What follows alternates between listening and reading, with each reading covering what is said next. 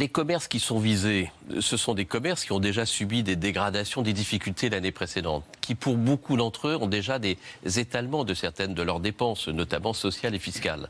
On peut difficilement imaginer pour eux qu'il y ait un étalement sur l'étalement. Donc ce sont des entreprises qui sont fragilisées, et puis derrière ces difficultés économiques, ce sont souvent des drames humains.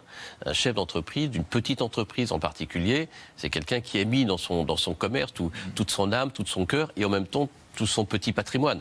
Et donc, s'il est en difficulté, oui, il n'a pas les moyens de rebondir. Les données sont très différentes de celles d'il y a un an. On sort de la crise des Gilets jaunes. On n'y est peut-être pas encore totalement sorti, d'ailleurs, je n'en sais rien. En tout cas, on est aujourd'hui dans une nouvelle crise très différente. Il y a un an ou à peu près, c'était de la casse, beaucoup de casse, mais l'activité n'était arrêtée qu'1 jour par semaine, le samedi. L'autre jour, on travaillait tranquillement. Cette année, il y a beaucoup moins de casse, fort heureusement. Par contre, c'est tous les jours de la semaine qui sont impactés. Et les données qu'on a depuis le 1er décembre sont très inquiétantes. Dans certaines activités, notamment dans le centre-ville, c'est là que c'est le plus impacté. Les activités de restauration, par exemple de spectacle, c'est moins 50% de chiffre d'affaires. Moins 50% de chiffre d'affaires. C'est énorme. Donc on mesure deux choses en matière de tourisme. C'est d'abord la fréquentation. On est dans des baisses de l'ordre de 20 à 30% selon les hôtels et leur situation. Et puis on mesure les réservations pour la fin de l'année.